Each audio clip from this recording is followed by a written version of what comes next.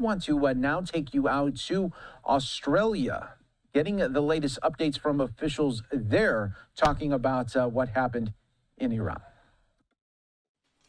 This claimed countless lives in Iran, but also internationally. He is responsible for orchestrating attacks on Australian soil. His passing will not be mourned. We have not been immune from the impacts of the regime's actions right here in Australia. Our valued Iranian-Australian community, that is 50,000 strong, see what happens overseas, and it understandably affects them greatly as they fear for the safety and security of family and friends. We've also seen at least 2 attacks orchestrated by the IRGC on Australian soil in 2024, including the firebombing of the Adar Synagogue in Melbourne, aimed at creating fear amongst Jewish Australians, but also aimed at dividing our nation. While we aren't directly active in the current military strikes, we have been clear and acted on our utter rejection of the brutal Iranian regime. Last year, we expelled Iran's ambassador. That is the first time an ambassador has been expelled from Australia since the Second World War. And that underlines how seriously we took the gravity of Iran orchestrating an attack on our soil. We suspended operations at our embassy in Tehran, and we listed the Islamic Revolutionary Guard Corps as a state sponsor of terrorism. We've sanctioned more than 200 Iranian-linked individuals, including more than 100 linked to the IRGC. We have long recognised that Iran's nuclear program is a threat to global peace and security. With international partners, including the United States and the G7, we have called for the Iranian regime to uphold the human rights and fundamental freedoms of Iran's citizens. Sadly, these calls have gone unheeded and action has now been taken. We support the United States acting to prevent Iran from obtaining a nuclear weapon and to prevent Iran from continuing to threaten international peace and security. We are concerned about regional escalation and urge the protection of civilians. For those on the ground, Australian officials are closely monitoring what is an evolving situation. These events are unfolding rapidly. It is critical that anyone in the region takes note of the Smart Traveller website for the most up-to-date information that we can provide. We continue to advise Australians to not travel to Iran. This has been in place since 2020, and to leave Iran as soon as possible. Of course, if it is safe to do so. Our ability to provide consular assistance in Iran is extremely limited. We have upgraded our travel advice for Israel, Lebanon, Bahrain, Kuwait, Qatar and the United Arab Emirates to do not travel. Australians should leave now if it is safe to do so. The Department of Foreign Affairs and Trade is this morning opening its registration portal for Australians seeking assistance to depart Israel and Iran, and will be directly in touch with registered Australians with the latest information. The closure of transport hubs in the Middle East will likely lead to flight disruptions and cancellations. We've already seen flights return to Australia that were unable to land in either Dubai or Abu Dhabi, and of course Emirates in particular with Etihad have a large number of flights to the region, including of course as does Qatar and other airlines. Travellers should prioritise their safety. They should monitor events and follow local advice. Australians requiring urgent consular assistance can contact the Consular Emergency Centre 24/7 on 1300 555 135 in Australia. I repeat the number, 1300 555 135 in Australia, or +61 2 62613305.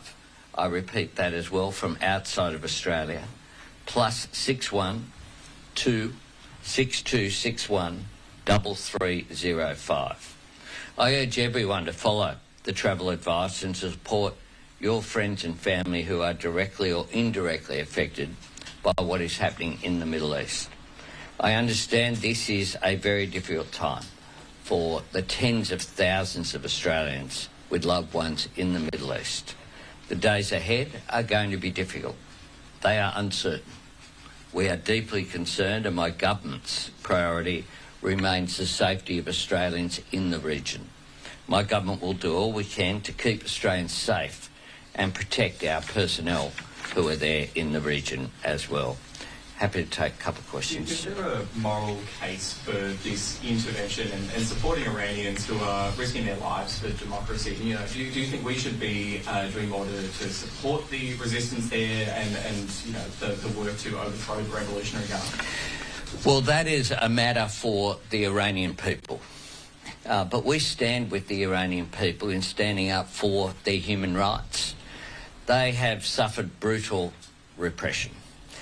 Women in particular being singled out by the regime.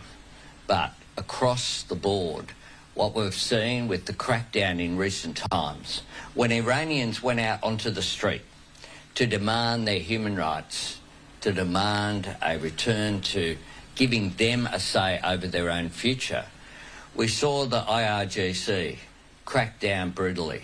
Thousands murdered, people incarcerated, and a regime that showed just how ugly its face is. This is a regime that we hope that the Iranian people are able to determine their own destiny.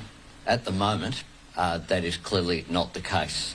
Was this attack legal? Are you concerned that this might erode further the rules-based order? Well, those are judgments and statements for the United States and for those involved directly in the attack. What I would say is that the threat to international peace and security of the Iranian regime is real. The fact that they orchestrated attacks here in Australia, on the other side of the world, underlines the threat that this regime presented to the rule of law and to international norms of behaviour. Have you spoken to Donald Trump or Benjamin Netanyahu, and if not, do you expect to soon? Well, we are in contact with the United States over all of these issues. We'll continue to engage diplomatically, which is what we do. Is there a red line in Australia's support for this strike? You know, is Australia supportive of a short and narrow intervention, or would Australia support a more protracted campaign? Look, we want to see, when it comes to military action, I think, as always, Australia always supports diplomatic action where possible, and we hope that the actions that have been taken lead to a swift resolution. And we also say that very clearly the consequences of this are that we are concerned about the regional escalation. Iran has made the decision to take aggressive action and bomb areas of Dubai that have no role in any of this military action whatsoever. This is an aggression and an escalation by Iran that is consistent with the nature of the regime. What options are there for repatriating Australians in the Middle East? Look, we are in a position where we will always do what we can to support Australians there, but I do want to make the point that we've been very clear about Iran, that we're not in a position when we made the decision, a difficult decision, but one that I think was the correct decision, to close our embassy in Tehran, essentially because of the safety of our own diplomatic personnel, was a decision that was required then that has meant that our possibilities are restricted of what we can achieve. But we will continue to engage. We have very swiftly acted to set up the emergency centre. We will always update the information for Australians in the region, and we'll continue to monitor this not on a daily basis. Literally, we're doing this on an hour by hour, minute by minute basis, because our priority is keeping Australians safe. Thanks very much.